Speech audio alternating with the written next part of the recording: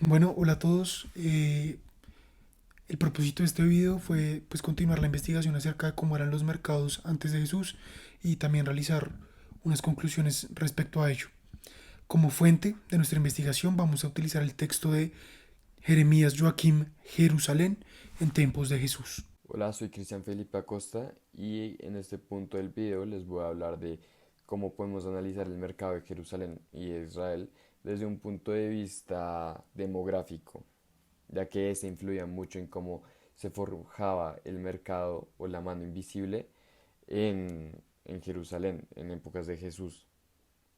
Bueno, me gustaría empezar contándoles que Jerusalén, como muy bien lo dice la lectura, era un lugar desértico, el cual en tiempos de sequía o en tiempos de incertidumbre, la población lo pasaba muy mal, no vivía muy bien.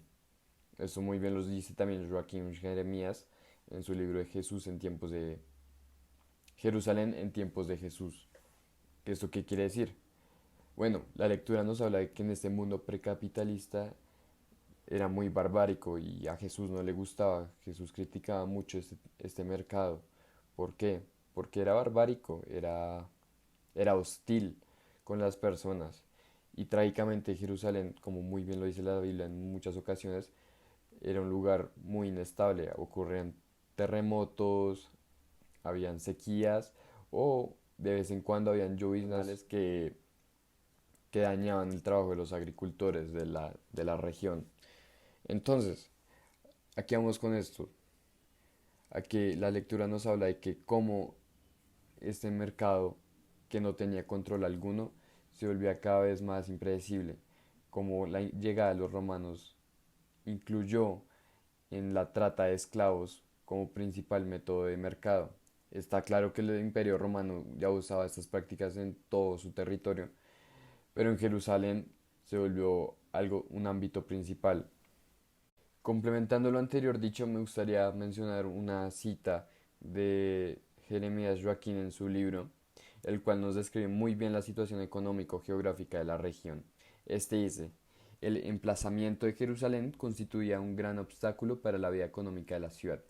Ya hemos visto en la primera parte que Jerusalén era una ciudad de montaña, escasa de agua, pobre en materias primas para las labores artesanas, situada desfavorablemente en el orden al comercio y al tráfico. Esas circunstancias hacían que el coste de vida fuese mucho mayor. Entonces, como se puede ver en ambas lecturas, esta situación causaba que el mercado fuese mucho más escaso, mucho más vil con las personas. Era muy limitado. Por eso, pues, como dije anteriormente, la inclusión del mercado como de esclavos o el otro principal que era la seda, era mucho más difícil de acceder y por lo tanto era dominado por la aristocracia de la sociedad. Es el análisis que se le puede dar y por eso la crítica a esa sociedad israelí de aquella época, donde la barbarie y el poder eran lo que importaba en los templos básicamente.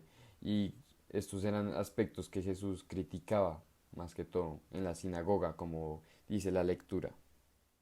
Para considerar la situación económica del pueblo de Jerusalén también es sumamente importante entender la situación política que vivía este pueblo. El Estado manifestó principalmente su fuerza en el cobro de los impuestos bajo el reconocido Herodes el Grande. El aumento de impuestos se debía principalmente a los altos gastos de Herodes en la instalación de varias cosas como lo eran las fortalezas, los puestos de colono y la creación de zonas de civilización, lo cual fue una política muy repudiada por gran parte de la sociedad debido a la hambruna que el pueblo tuvo que sobrevivir en el año 25 a.C. Además, este personaje invirtió en varios proyectos que no eran necesariamente para el disfrute del pueblo, lo que ocasionó que en este reinado dejara a un pueblo empobrecido y moralmente resquebrajado.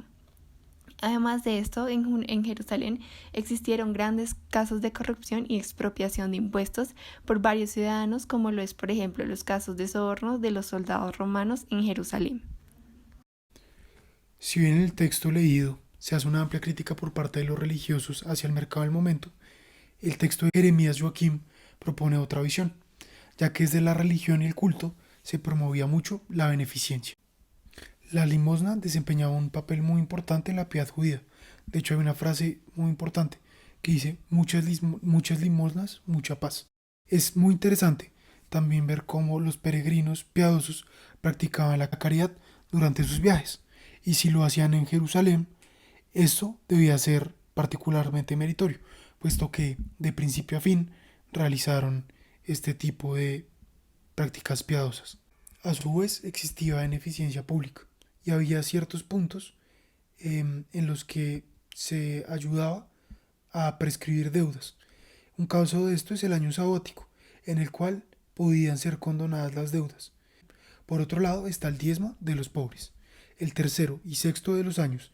Después de separar los demás impuestos prescritos, había que dar a los pobres una décima parte de los productos agrícolas. Si bien hay algunas quejas porque las personas lograban evadir estas obligaciones, efectivamente hay registro histórico de que los pobres eran capaces de exigir el cumplimiento de estas obligaciones.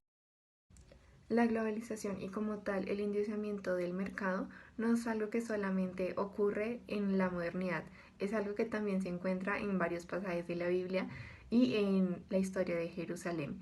Y esto genera también varias críticas, como lo podemos ver con personajes como Isaías y Oseas. Para concluir, yo podría decir que este texto nos muestra que siempre ha existido barbarie, siempre ha existido salvaje en el mercado, en la mano invisible, y aunque a pesar de que durante los siglos esto ha mejorado en las diferentes sociedades, puedo decir que hoy en día aún no hemos superado esa etapa de salvajismo en el mercado. Eso se puede ver con las gigantes multinacionales devorando los mercados, creando monopolios, o países metiéndose con los recursos de otros países con el fin de generar más recursos, o, o ganar más riqueza, esa avaricia. No han cambiado mucho las cosas desde los tiempos de Jesús en realidad. Finalmente, también es importante decir que si bien hay muchas críticas respecto a cómo el mercado tiene similitudes negativas en la actualidad y el mercado pues en la época de Jesús, como lo veíamos anteriormente, hay también cosas positivas del mercado que no se evidencian hoy en día. O de pronto sí, pero de otra manera. El hecho de que hubiera ciertas excepciones en impuestos para las personas cuando estaban en su año sabático, o el hecho de que cada ciertos años los resultados de la cosecha en alguna parte les llegaran a los pobres, está relacionado con que pues el mercado también, en ese mercado del pasado también existía cierto tipo de beneficencias que de una u otra manera eran positivas para las personas más necesitadas. Es interesante ver si por ejemplo los impuestos hoy en día son capaces de gravar las altas sumas de dinero que manejan las personas que tienen mayor capital y si realmente estos impuestos están yendo a contribuir a que las condiciones de vida de las personas más pobres mejoren.